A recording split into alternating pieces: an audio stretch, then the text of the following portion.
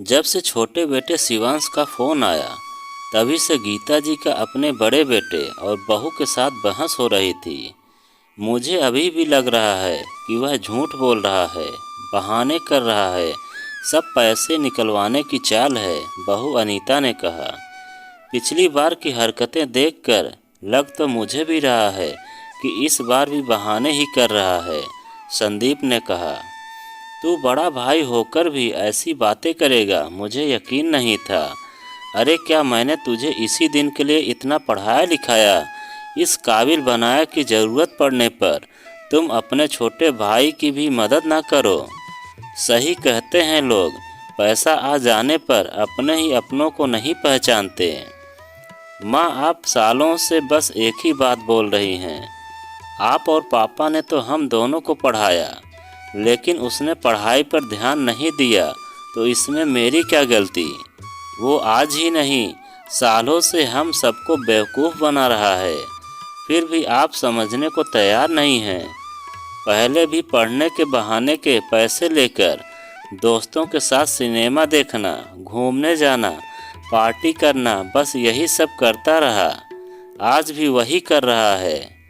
माँ, अब वह बच्चा नहीं रहा, बल्कि एक बच्चे का पिता बन चुका है, और फिर कब तक दूसरों पर निर्भर रहेगा।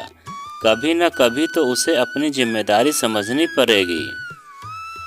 अरे तू कैसी बातें करता है, वो कोई दूसरा नहीं है, तेरा अपना छोटा भाई है। ठीक है, अगर तुम नहीं दे रहे हो तो मैं कहीं और से इंतज़ाम करती हूँ। आप इंतज़ाम मत करिए, मैं पैसे देता हूँ। पैसे देने की बात सुनकर अनीता गुस्से में वहाँ से उठकर अपने कमरे में चली गई।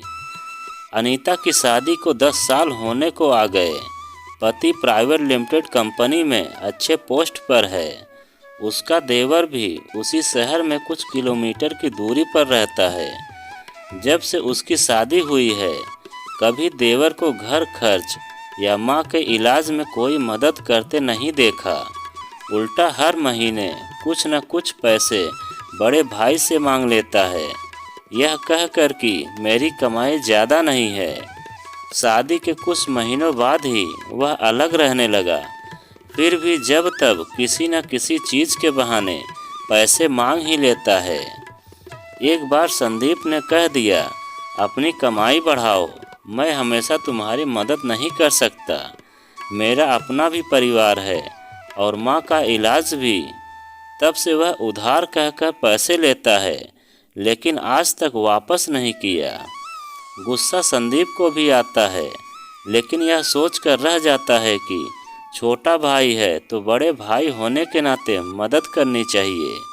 पर वो इसका कुछ ज़्यादा ही फ़ायदा उठाने लगा। अभी कुछ महीने पहले पत्नी बीमार है, इलाज कराना है कहकर 20,000 रुपये मांग लिया। भाई ने दे भी दिया। बाद में बातों बातों में देवरानी के मुंह से निकल गया कि इलाज में तो सिर्फ 10,000 खर्च हुए, बाकी पैसे शॉपिंग में खर्च किया। आज फिर पैसे के लिए फ़ोन किया था, बेटे की स्कूल की फ़ीस देनी है।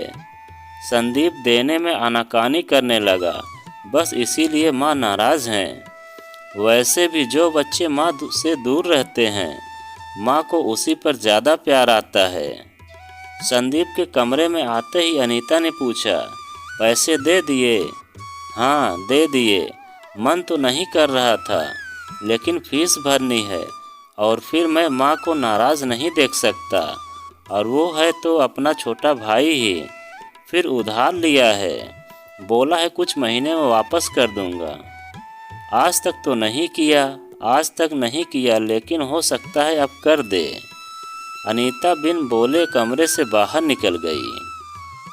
करीब 2 दिन बाद गीता जी बाहर वॉक करने निकली तो उनकी सहेली मिली। अरे गीता, उस दिन पार्टी में तुम नहीं गई थी क्या? कौन सी पार्टी? तुम किस पार्टी की बात कर रही हो?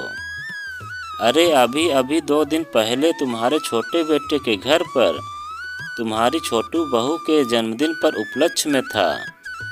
मेरा बेटा बहू उनके पड़ोसी हैं, तो वे भी दोनों गए थे पार्टी में। उसने ही बताया कि तुम लोग नहीं थे। यह सुनकर गीता जी चौंक गईं, लेकिन अब कैसे बोलें कि उन्हें पता भी नहीं था इस पार्टी के बारे में।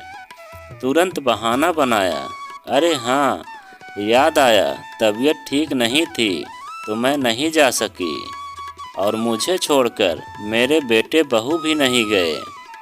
गीता जी को अब समझ आया कि उसने पैसे फीस भरने के लिए नहीं बल्कि पार्टी करने के लिए लिया था। बेटे की इस हरकत पर उन्हें बहुत दुख हुआ, लेकिन किससे कहें। बड़े बेटे बहू को भी कहती तो शायद वे भी नाराज होते, इसलिए चुप रही।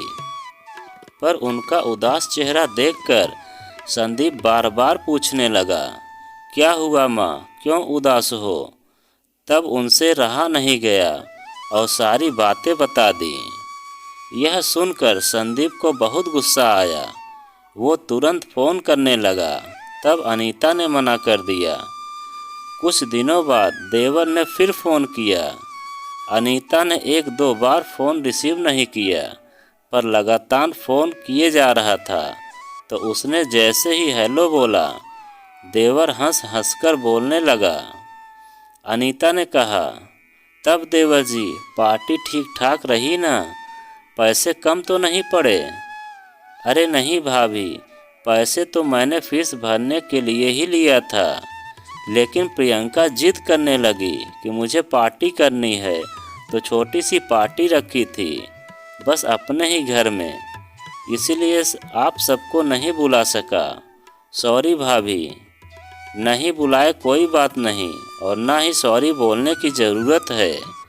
पार्टी करना और शौक़ पूरा करना बुरा नहीं है, लेकिन हाँ, किसी और के भरोसे नहीं, अपने पैसे और अपने भरोसे से।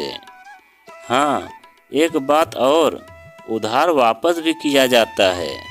यह सुनते ही देवर ने हाँ बोला और माँ को फ़ोन देने को कहा। क्यों बेटा, और कितने झूठ बोलेगा? मैं हमेशा तुम्हारी मदद करने के लिए संदीप को डांटती रही, पर आज समझ में आया मैं कितनी बड़ी गलती कर दी। अरे किसी की अच्छाई का इतना फ़ायदा मत उठाओ, पैर उतनी ही पसारो जितनी लंबी चादर हो। माँ, मुझे माफ़ कर दो, आगे से गलती नहीं होगी, और हाँ, जितना जल्दी होगा मैं भैया के पैसे वापस कर दूंगा। तो दोस्तों, यह कहानी आपको कैसी लगी कमेंट में लिखकर हमें ज़रूर बताएं, और आप अगर हमारे चैनल पर नए हो तो प्लीज़ चैनल को सब्सक्राइब करें और वीडियो को लाइक ज़रूर करें।